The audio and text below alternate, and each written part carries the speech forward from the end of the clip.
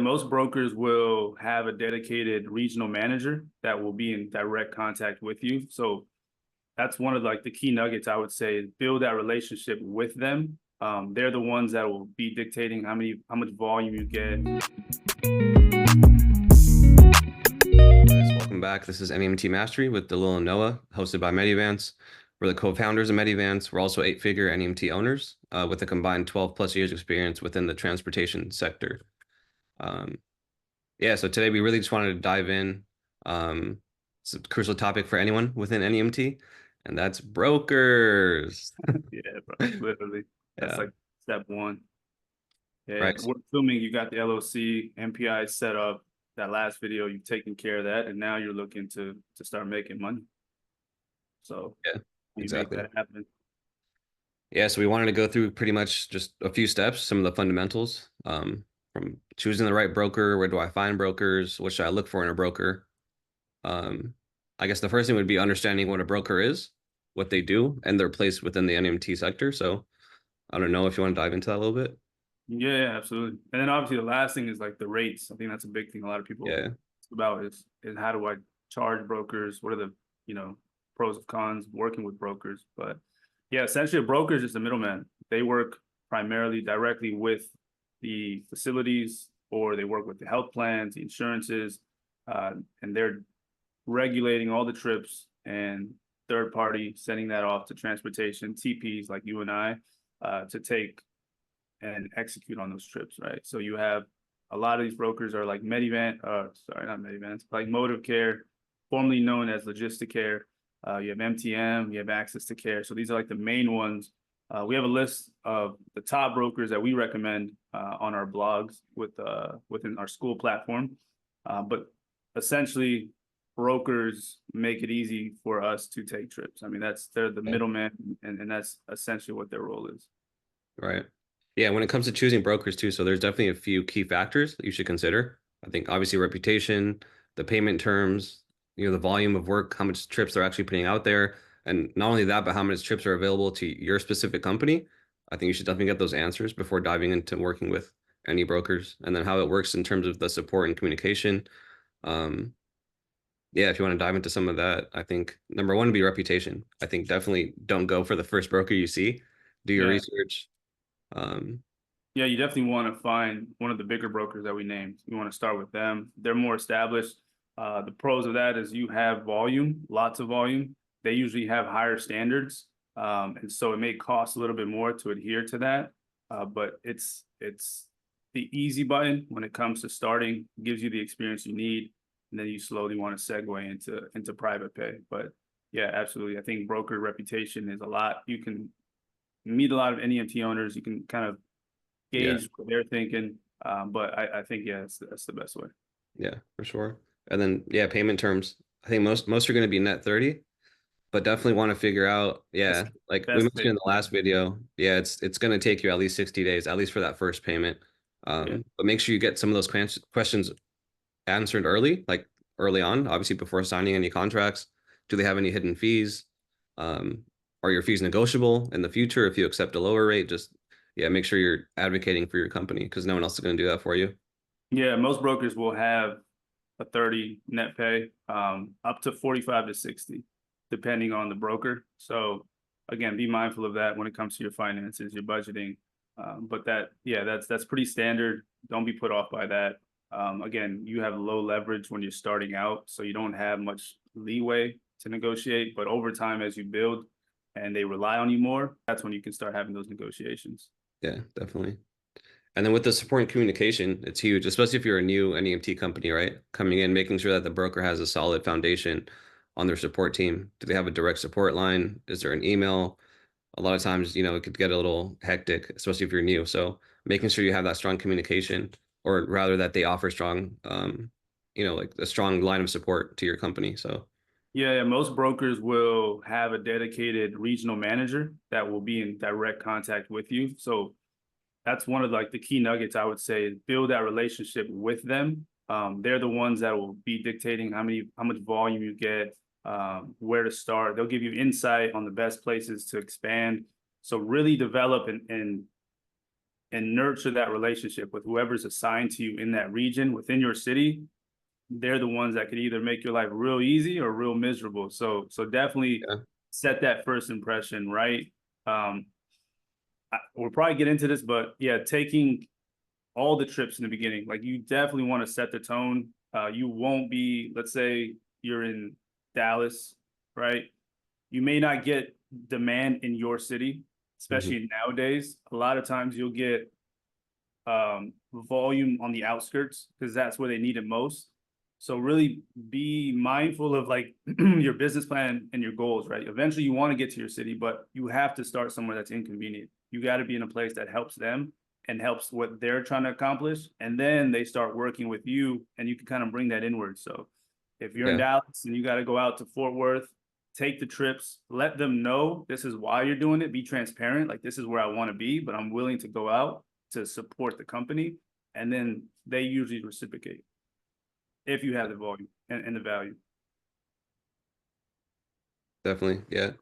All right. Now we got that kind of out of the way. What would be, I guess, top ways of how NEMT companies should find these top brokers? Would it be through, obviously we have the resource on Skool, but let's say they're on their own. What would you suggest they do to try and pull these brokers together? Yeah, I mean, obviously, yeah, you want to make it as easy as possible. We have it all laid out for you, but if you want to do your own research, I would just put top brokers. I mean, just Google search it, top brokers in my area, top NEMT brokers in my area. You might have to do a little bit more research, or you can go to NEMTAC and kind of join their conferences. Those are once a year, but I think Another hack is, another hack is like your local online, go to your local government or Medicaid offices. They often will have like a list of the supported approved brokers in the area. So that's another hack too, if you're trying to find local brokers. Yeah, because your health plans will work directly with the brokers. The only time you can get, I know a lot of people want to work directly with health plans. You only get to that point when you have a certain amount of volume and fleet size. Until you're at like 20, 30, maybe 50 vans, I wouldn't even think about it. They're not interested. You got to see it from their perspective, right? So they're large volume. You can't handle it. So yeah, Google top NEMT brokers in my area. And there's a lot of good content. I mean, you have like different blogs, different companies that kind of show you. I think Route Genie has a good blog on that. But yeah, more likely than not, it's Motive Care, MTM, Access to Care. Those are like the top ones that are probably in your city, and that's where I would start. Sounds good. Friday is another one that's coming up. Yeah. Sounds good. Okay, let's say they chose a broker. They're in the contracting process. Next step would be rates. So rate negotiation rather. So keyword negotiation, right? Don't take the first negotiation. I mean, you really don't again have that much leverage. But yeah, go ahead. Yeah, I was gonna say leverage. I think you still should never accept the first rates they give you. I would definitely, push back a little bit. Don't push too hard, but definitely, I think it sets the tone. If you were to give a rebuttal, again, finding those rates, I would call local NEMT companies in your area.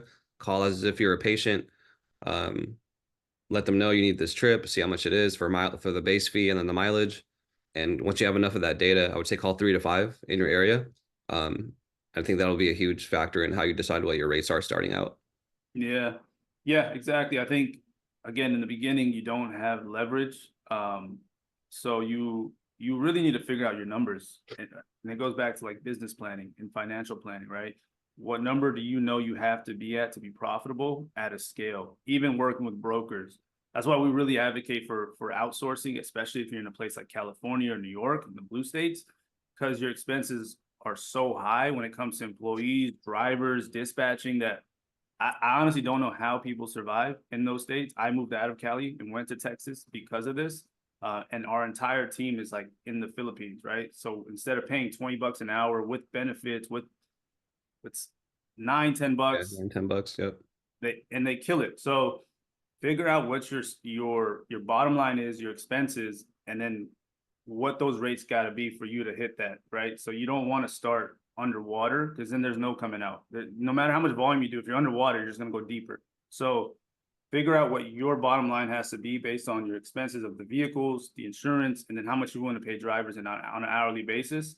Once you establish that, then you at least know the lowest you can go. And like Dalil said, you start advocating, because that's your profit. Whatever you negotiate above that, it becomes your profit and what you use to scale. So go with that mindset, but also know that brokers don't need you per se. Like they also have a lot of people. So you want to be able to not become out of network. They have like this out of network rates where you're essentially on call if the rates aren't within a certain scope, right? So you gotta weigh the pros and cons. And another bonus is you can always change your rates every year. So you can renew them. So that's why in the first year, really just focus on learning and remaining profitable, at the very least breaking even. Your goal is not to get rich quick after your first year. It's not going to happen. I mean, maybe. I mean, the goal really is to, like you said, learn, right? Especially if you're coming in as a new NEMT owner. It's hard to learn even just like the terms of NEMT, the terminology, how it works. You're not going to learn that by doing private pay. You might, not as quickly. So I think going with a broker allows you to kind of really dive in. It's like a crash course in NEMT, right? Yeah. You'll most likely, like Noah said, have a regional rep, build a relationship with them, and the info they can give you is just limitless. Absolutely. So I think that's definitely a huge plus. Yeah. So the range of rates will be based on where you are, because Texas, California, they're all different. So stay within that range. They'll usually give you the standard, they'll usually give you rates first.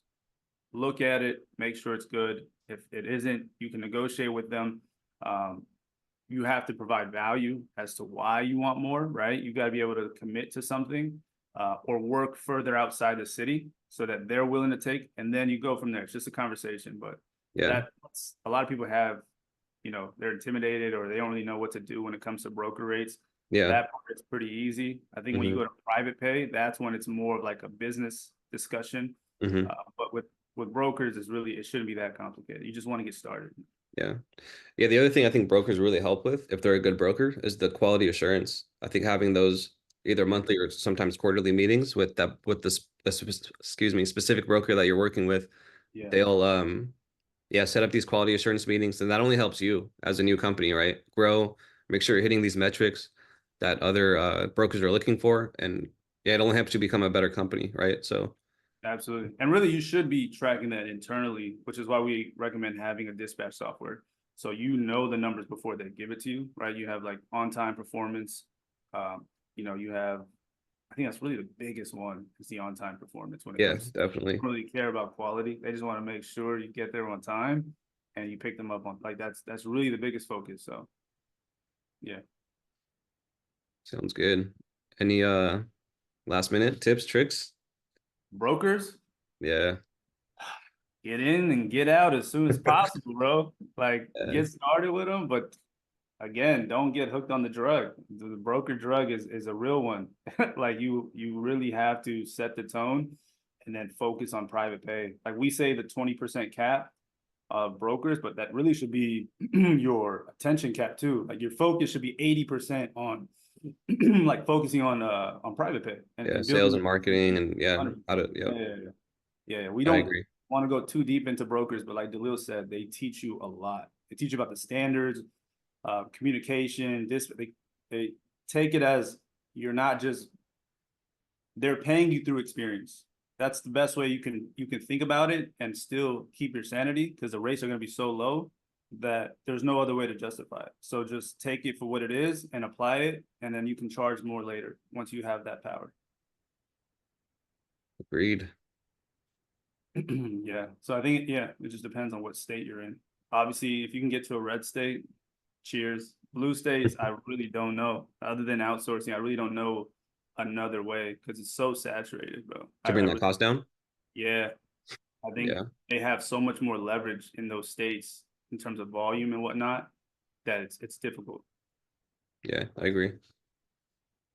Yeah. Sounds good. If you guys have any more questions, comments, please leave some feedback in the comment section. Thumbs it up if this was really helpful for you.